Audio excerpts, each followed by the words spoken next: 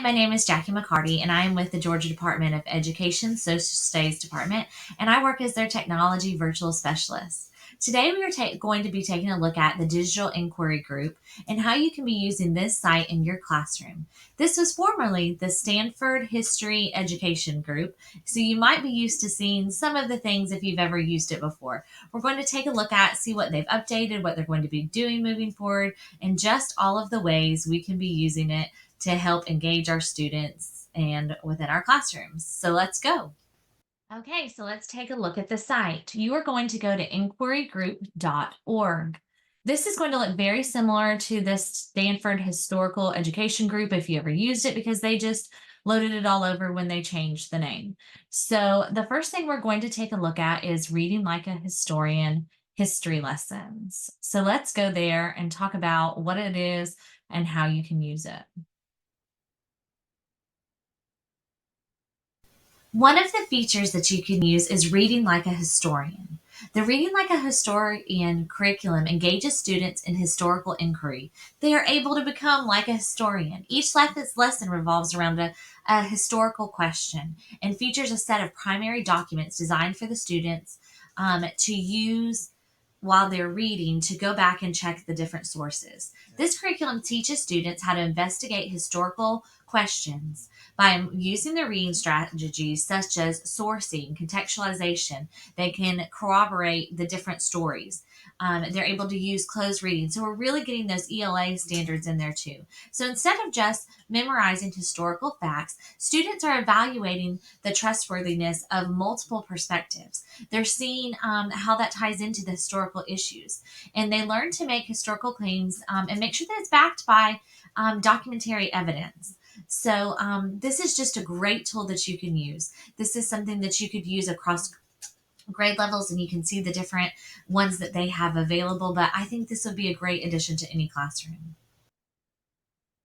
Okay, so let's take a look at the possible history lessons. Now that we've talked a little bit about how you can use them, you can click for a complete list of the Read Like a Historical lessons. They also have materials that are available in Spanish for your English language learners. So let's take a look. You can see where they have posters available, where they can use those to start class discussions and to think about the history of them, the accuracy, all of the different things. There are photographs that they can use as well. But you can tell where this just encompasses so many different standards and lessons that you could need to talk about with your students. They can evaluate the different sources like maps. And again, we have the reading materials available to them. So let's take a look at Pocahontas. So you can see where there are teacher materials available, where there are the student materials. This one also has the availability of those Spanish materials. They have timelines and PowerPoints. They have the documents that you can go through. So let's take a look at this a little closer.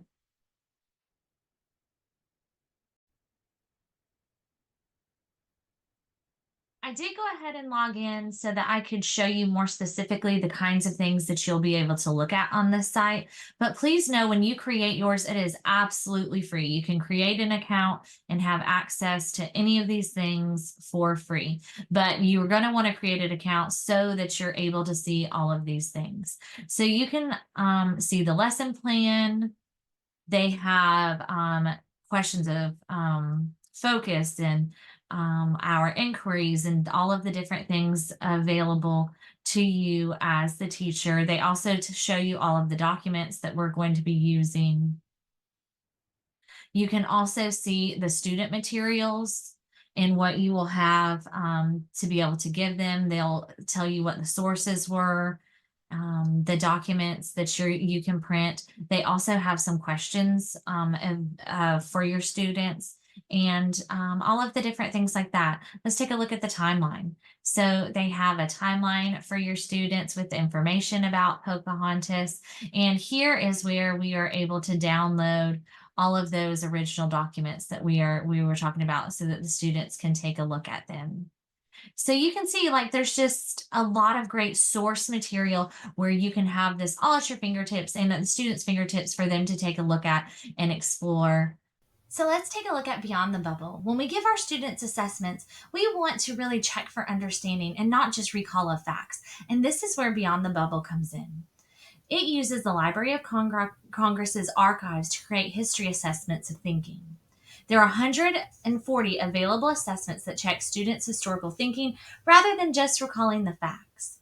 They also have flagship assessments that have additional features, like example of students' responses and going deeper videos, where you can show the students exactly what you were hoping that they learned from a certain question or a task. So these are a great resource. Let's dive deeper and take a look at a few. When you click on Beyond the Bubble History Assessments, this pops up and you're able to watch a video and they are explained to you why they created these and the purpose behind it and all of their different thinking. They are history assessments of thinking, or they call them hats. So you can click here for the complete list of hats, or you can go through the list. You can also narrow it down by the different options. Let's just take a look at the first Thanksgiving. So when you click on here, you can see all of the alternate versions of the assessment. You are able to see not only the assessment, but the rubric. So let's take a look. You have the directions. The question is, the painting of the first Thanksgiving helps historians understand the relationship between the Wampanoag and the Pilgrim settlers in 1621. Do you agree or disagree? So the students take a look at this picture and then answer that question. So they use their own thinking, they use their knowledge of everything that you have taught thus far about the first Thanksgiving. They're able to cite their examples. So it's not just a simple question and response. You are also able to create your own hat mini lesson. You can download the formative assessment. You can track your students' progress throughout. And here, like I mentioned before, they have those examples of student responses so that you can show your students before they start taking assessments this way. This is kind of what I'm looking for. This is what we're aiming towards.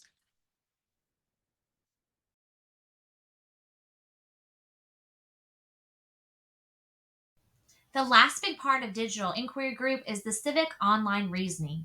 And it is for us to use to teach our students how that they can find good, accurate sources online, how they know if it's a good source, how they can use their reasoning, how they can find other sources to back it. There is even a section that shows students how they can use Wikipedia wisely. We know that students are using the internet to research their projects, their papers. It is used all the time, but we need to know how to find sources that we can trust. And so that's what this part does. Let's take a look at it now together. Let's take a look at the last big section. So, civic online reasoning.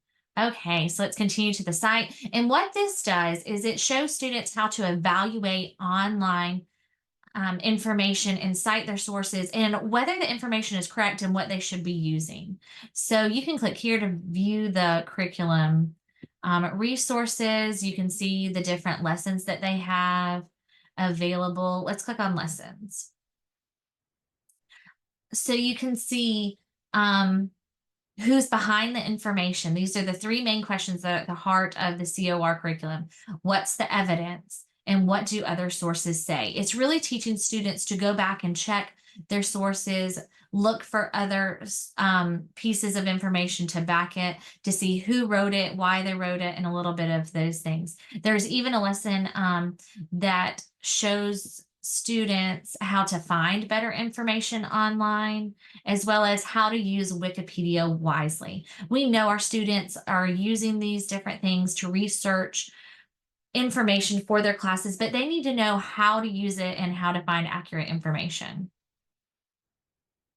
I hope this video showed you some ways that you could be using the Digital Inquiry Group site with your students and how you can be using it to engage them, the different ways the assessments could be used. I hope it's a great jumping off point. And I also really think the civic online reasoning is wonderful for any student to learn how to use the sources on the internet to make sure that they're accurate and to see how you could be using Wikipedia more wisely. So thank you for watching this video. I hope you have a great day.